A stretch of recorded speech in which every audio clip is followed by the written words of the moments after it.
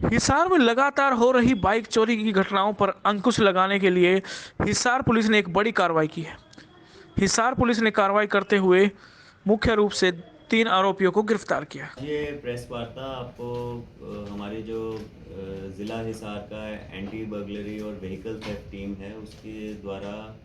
एक motor vehicle theft gang जो है वो बस्ट किया गया है, उसके बारे में आपको बुलाया गया है। तो इस गैंग ने बहुत सुनियोजित तरीके से अब तक 16 जो मोटर व्हीकल्स थे उनकी थेफ्ट के बारे में हमें पता लगा है। हमारी टीम ने इसके 3 मेंबर्स जो हैं उनको गिरफ़्तार किया है और इनसे 15 मोटरसाइकिल और एक एक्टिवा स्कूटी जो है वो बरामद की है। अब तक की जो हमारी इन्वेस्टिगेशन हुई है इसमें हमें ये पता लगा है कि इस गैंग के 3 मेंबर्स हैं, जिसमें मुख्य जो चुराने वाला था वो नितेश पुत्र सतवीर गांव कवारी और हाल सेक्टर 16-17 हिसार का रहने वाला है। इससे जो रिसीव करते थे उनमें शामिल हैं विक्रम पुत्र सुरेश वासी गांव हसनगढ़ और एक अन्य रिसीवर जो आगे बेचने में शामिल था वो है अमित पुत्र जगबीर वासी तनोदा खुर्द। तो अब तक जो है वो इनसे हमने जैसे मैंने बताया 15 मोटरसाइकिल और एक एक्टिवा जो है वो बरामद की है और इनमें से जो है 14 एफआईआर्स जो हैं वो ऑलरेडी दर्ज हैं, जिनमें 6 पुलिस स्टेशन सिटी हिसार की, 3 पुलिस स्टेशन सिविल लाइंस की, 4 पुलिस स्टेशन अर्बन एस्टेट की और 1 पुलिस स्टेशन एचटीएम हिसार की। जो गिरफ्तार किए गए आरोपी हैं इनमें नितेश जो है इसकी उम्र 32 वर्ष है। ये कौशल रोजगार के तहत चौकीदार की नौकरी करता है सेक्टर 16-17 में। और जो विक्रम पुत्र सुरेश है ये जीजेयू हिसार में बीएससी साइकोलॉजी का एक स्टूडेंट है और हॉस्टल में ही रह रहा है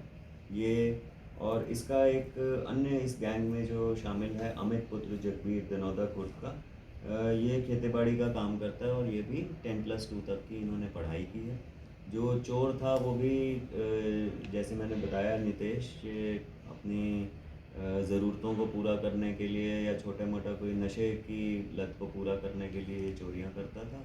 और बाकी जो हैं वो केवल ऐशो आराम से और आसानी से पैसे कमाने के लिए इन गतिविधियों में शामिल थे। आपके माध्यम से मैं ये भी बताना चाहता हूँ कि जनता से अपील है कि जो ये मोटरसाइकिल बेचते थे ये आम व्यक्तियों को बेचते थे, तो उन सभी व्यक्तियों को से जनसाधारण से भी मेरी अपील है कि जब भी वो कोई इस प्रकार से मोटरसाइकिल ख़रीदें सेकेंड हैंड, कृपया उसकी पूरी वेरिफिकेशन कर लें, उसके पेपर्स को जांच लें, अन्यथा उन पे भी लीगल एक्शन लिया जा सकता है।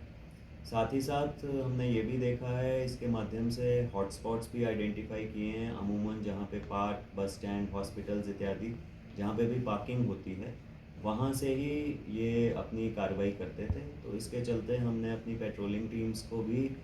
रीओरिएंट किया है और उनको भी जिस समय पे जिस जगह पे ये वारदातों को अंजाम देते थे वहाँ पे गश्त भी बढ़ाई जाएगी और संदिग्ध लोगों पे नज़र भी रखी जाएगी। और इन सभी संस्थानों से भी ये अपील की जाएगी कि अधिक से अधिक कैमरास वहाँ पे लगाएं, जिससे इन चोरों के बारे में पता लग सके। तो सर ये पहले भी पकड़े जा चुके हैं? ये जितने भी आरोप, पूर्व में कोई भी मुकदमा दर्ज नहीं है और जैसे मैंने बताया कि ये ऐसा भी नहीं है कि इनमें से कुछ जो हैं वो ठीक ठाक पढ़े लिखे हैं, एक यूनिवर्सिटी में जो है वो पढ़ाई कर रहा है और मिनिमम सभी जो हैं वो 10वीं 12वीं पास हैं और कुछ नौकरीशुदा भी हैं। तो हमारे पास जो इनपुट्स आई थी जैसे ये घटनाएं बढ़ रही थी तो हमारी टेक्निकल टीम्स भी इसमें लगी और जो हमारी क्राइम टीम है जैसे मैंने एबीवीटी सेल बताया और जिसकी अगुवाई जो है वो डीएसपी बरवाला कर रहे हैं, तो इसमें इनको लंबे समय तक मॉनिटर किया गया कि इनकी क्या गतिविधियां हैं, इसका पैटर्न पहचाना गया और भविष्य में भी हमारी यही कोशिश रहेगी कि इस प्रकार से जो भी कोई गैंग ऑपरेट कर रहा है उसमें ना केवल चोरी करने वाले को पकड़ा जाए बल्कि जो रिसीवर है उसको भी पकड़ा जाए और उन पर सख्त से सख्त कार्रवाई की जाए। तो ऐसा भी कोई, जैसे ये चौकीदार बतलाया है इसने ये बतलाया हो फला पार्किंग जो है आसानी से चुराई जा सकती है, ऐसे भी कुछ? देखिए, इनकी पूछताछ में और जो हमने मुकदमों का अवलोकन किया है, इसमें निश्चित रूप से कुछ पार्किंग्स जैसे हैं, हम सबको पता है जहाँ पे लोग आते हैं, bus stand, Jindal park, Jindal hospital, civil hospital इत्यादि, सब्जी मंडी, ये सारे स्थान हैं जहाँ पे लोग पार्किंग करते हैं। और जिस प्रकार के मोटरसाइकिल भी यहाँ पे चुराए गए हैं, वो ऐसे हैं जिनके लॉक आराम से खुल जाते हैं या जिनके लॉक्स को तोड़ दिया जाता है। तो ये हायर लेवल पे भी जो है समय समय पे मोटरसाइकिल कंपनीज़ के साथ भी कम्युनिकेशन होता है कि किस प्रकार से इनके लॉक्स जो हैं वो वल्नरेबल हैं। पर जैसा आपने पूछा कि इनका टारगेट ऐसी सभी स्थान ही रहते थे जहाँ पे अधिक संख्या में लोग पार्किंग करते हैं, और कुछ समय के लिए जब वहाँ पे कोई वहाँ पे चौकीदार या केयर टेकर नहीं होता, तब ये मौका देख के वहाँ पे चोरियों को अंजाम देते हैं। सभी वाहन बरामद हो चुके हैं। देखिए, अभी जो है अभी तक हमने 15 मोटरसाइकिल और 1 एक्टिवा इनसे बरामद कर दी है, और इसमें जो आरोपी हैं उनको कोर्ट में पेश करके उनका रिमांड लिया जाएगा, ताकि अन्य भी कोई गैंग मेंबर इनमें शामिल है और कोई अन्य वारदातें जो हैं वो भी प्रबल संभावना है कि इन्होंने और वारदातों को भी चोरों के साथ, रिसीवर्स के साथ और आगे बेचने वालों के साथ, तो ये एक पूरा नेटवर्क है जिसके अभी तक 3 मेंबर्स हैं। एक और नेटवर्क मेंबर का, गैंग मेंबर का इसमें हमें पता चला है, उसको भी उसकी भी पहचान करवाई जाएगी इन आरोपियों से, और अन्य कोई वारदातें या अन्य कोई चोरीशुदा वाहन जो होंगे वो भी इनसे बरामद करने का प्रयास किया जाएगा। तो आने के बाद क्या ये बेच नहीं पाए थे अभी तक? देखिए, कुछ जो है ये वाहन इन्होंने, जो जैसे मैंने बताया, जनसाधारण, कोई ज़िम्मेदार या कोई अन्य व्यक्ति, उन सबको बेचे हैं। उनको भी हमने कुछ को शामिल तफ्तीश किया है, बाकी अन्य को भी इसमें अपने अनुसंधान में इनको जोड़ा जाएगा और ये जाना जाएगा। अभी तक प्रथम दृष्टया यही पाया गया है कि इन्होंने उनको कोई सेकेंड हैंड गाड़ी बता के या फाइनेंस की गाड़ी बताकर उनको बेचा था, और इसीलिए मेरी जनसाधारण से पुनः अपील है कि जो भी वो व्हीकल्स खरीदते हैं, कोई छोटे मोटे लालच में कि उनको 1-2 हज़ार रुपये वाहन सस्ता मिल जाएगा, वो ना खरीदें, क्योंकि वो चोरीशुदा वाहन हो सकता है। उसको वेरीफाई करके ही खरीदें, और अगर आपको कोई डाउट हो तो आप आरटीए कार्यालय में पता कर सकते हैं। ये जो वाहन हमारा सॉफ्टवेयर भी है, परिवहन सॉफ्टवेयर, वहाँ पे भी डिटेल्स चेक कर सकते हैं कि कैसे ये व्हीकल्स के ओनरशिप क्या है, और आप पुलिस स्टेशन से भी इसकी जो है वो चेक कर सकते हैं कि कहीं ये चोरीशुदा वाहन तो नहीं है।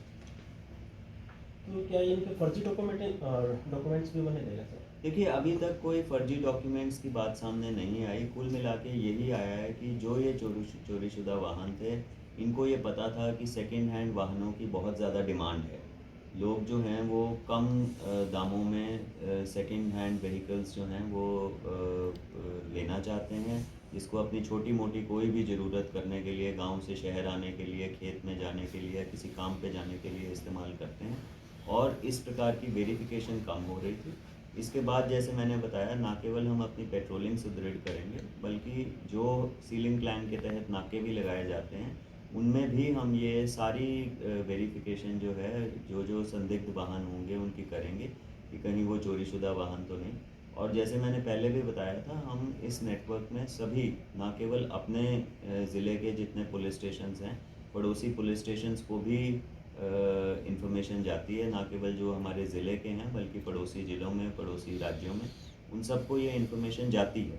कि कौन से चोरीशुदा वाहन हैं। और इनमें से 2 वाहन ऐसे भी हमारे सामने आए जिसमें इन्होंने फर्जी कागजात तो नहीं, पर उनके इंजन चैसी नंबर मिटाने की कोशिश की।